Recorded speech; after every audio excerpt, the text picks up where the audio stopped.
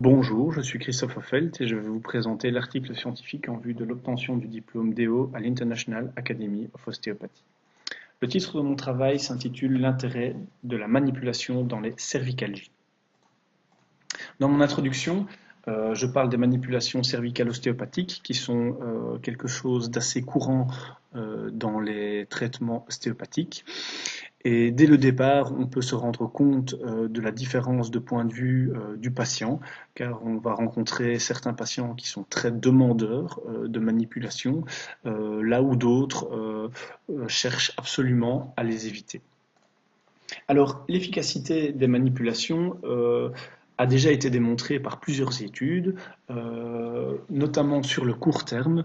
Il apparaît qu'il y a un gain de mobilité et une diminution de la douleur pour les patients qui ont été manipulés. Mais si ce sont des résultats qui ont déjà été démontrés, sur le court terme, leur efficacité et leur efficience sur le moyen terme est nettement moins claire. D'où l'intérêt de mon travail qui va se pencher sur l'efficacité de la manipulation cervicale ostéopathique à moyen terme. Et donc pour en définir très précisément l'objectif, ce sera d'évaluer les bénéfices immédiats et ou à moyen terme après 30 jours d'un traitement ostéopathique à l'aide d'une manipulation cervicale au sein d'une rééducation kinésithérapique pour le patient souffrant d'une dysfonction en extension. Donc pour mon étude, j'ai recherché des patients chez qui j'ai trouvé manuellement une subluxation cervicale en extension. Donc ça, c'était pour mes critères d'inclusion. Par contre, dans mes critères d'exclusion, là, il y en avait beaucoup plus. Notamment la présence d'irradiation dans le membre supérieur, un patient se présentant avec des douleurs d'ordre post-traumatique, la présence de symptômes neurologiques, bien sûr, notamment lors de la mise en tension et de la préparation des leviers. Et alors, bien entendu, j'ai demandé à mes patients participants à mon étude de ne pas aller consulter de kinésithérapeute ou d'ostéopathe entre mes deux prises de mesure. Hein. Donc il y a eu 30 jours qui a séparé ces deux prises de mesure. Et donc voilà, ça c'était un point important de l'étude. Alors, mes 30 patients donc, qui ont constitué mon échantillon ont été répartis de manière aléatoire en deux groupes. Le premier, c'est le groupe contrôle, qui n'a reçu qu'un traitement kiné par rapport à ses douleurs cervicales.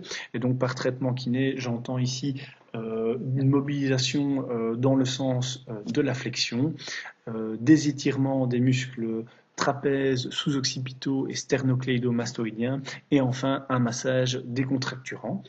Et alors, vous avez également le deuxième groupe de 15 patients qui s'est retrouvé exactement avec le même traitement, plus une manipulation cervicale sur l'étage le plus symptomatique de sa nuque. Alors, pour quantifier les résultats de mon travail, j'ai utilisé trois mesures de mobilité. La première, c'est la distance menton-fourchette sternale. La deuxième, c'est la distance entre le tragus et l'acromion, donc ces deux mesures-là ont été mesurées avec un mètre ruban, et donc ici la distance tragus-acromion, elle n'a été prise que du côté hétérolatéral à la perte de mobilité. Et enfin, l'angle de rotation de la tête qui lui a été mesuré du côté homolatéral à la perte de mobilité et qui a été mesuré avec un goniomètre.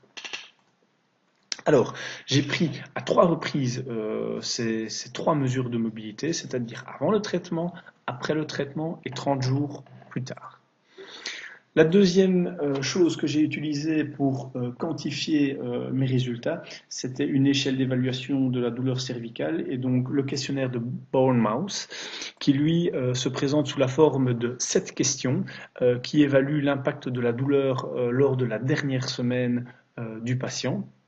Alors, étant donné qu'on évalue ici l'impact de la douleur lors de sa dernière semaine, la prise de mesure n'a été faite que 2 fois, hein, donc avant le traitement et 30 jours plus tard.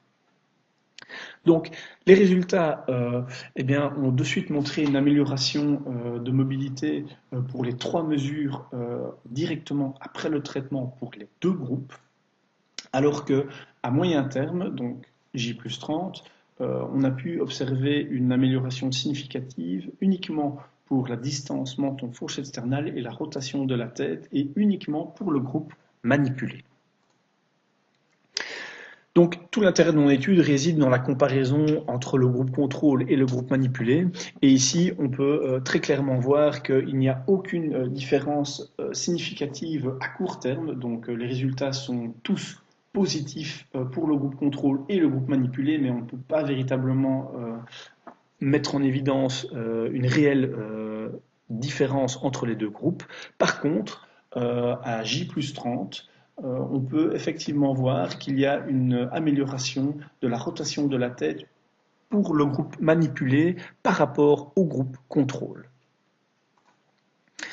Alors, en ce qui concerne la douleur, eh bien, le groupe contrôle, lui, on a pu observer chez lui une amélioration pour toutes les questions, à l'exception de la première et de la seconde, tandis que le groupe manipulé, lui, enregistre un meilleur score pour les 7 questions.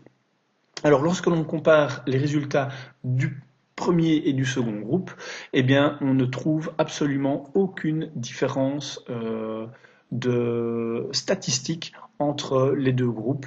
Donc, au niveau du gain de confort pour le patient à J+30, les résultats ne permettent pas de mettre quelque chose en avant.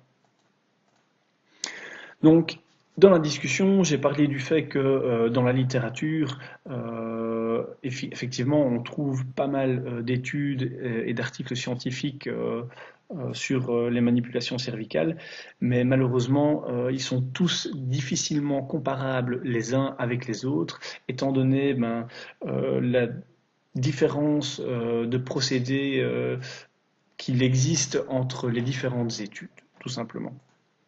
Donc, vu les gains qui ont été ici enregistrés pour la rotation de la tête dans le groupe manipulé, on peut supposer qu'une prise en charge ostéopathique, si elle était plus soutenue, pourrait soit renforcer ce résultat ou pourrait également améliorer les autres résultats. Puisque ici, en termes de travail ostéopathique, le seul qui aura été fait dans mon étude, c'est une manipulation.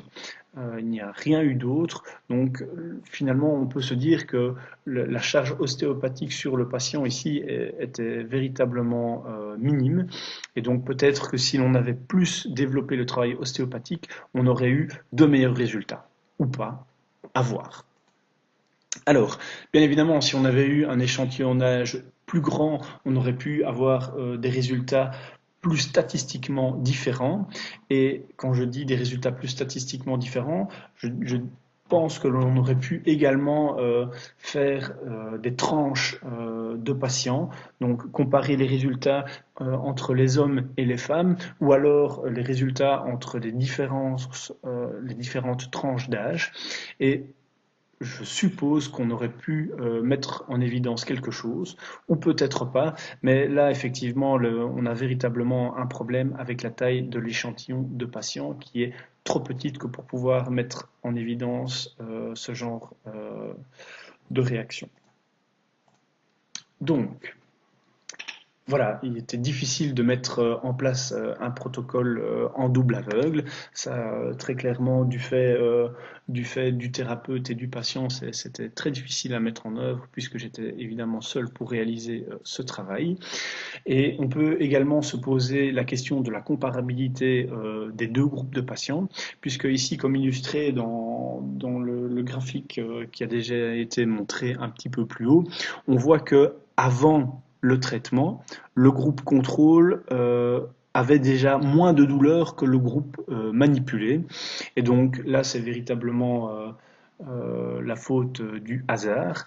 Mais étant donné que le groupe contrôle part avec moins de douleur à la base, on peut raisonnablement penser qu'il a une plus petite marge de progression que le groupe manipulé. Et donc ça, effectivement, on pourrait se poser la question de la comparabilité de ces deux groupes. Donc, en conclusion ici pour cette étude, eh bien, on pourra véritablement faire ressortir qu'il y a eu un bénéfice pour les patients au niveau de leur mobilité cervicale dans la rotation pour ceux qui ont été manipulés, hein, donc qui ont eu la combinaison du traitement kinésithérapique et ostéopathique. Et véritablement, c'est le seul résultat qui a pu être mis en évidence par cette étude, c'est-à-dire que 30 jours plus tard, il n'y avait aucune amélioration pour la douleur qui a été mise en évidence. Voilà, je pense que ce sont tous des résultats qui sont très intéressants, qui mériteraient d'être poussés un petit peu plus loin. Et je pense qu'il y a encore beaucoup de perspectives d'études et de possibilités de recherche à faire dans ce domaine. Voilà, je vous remercie à tous et à toutes pour votre attention.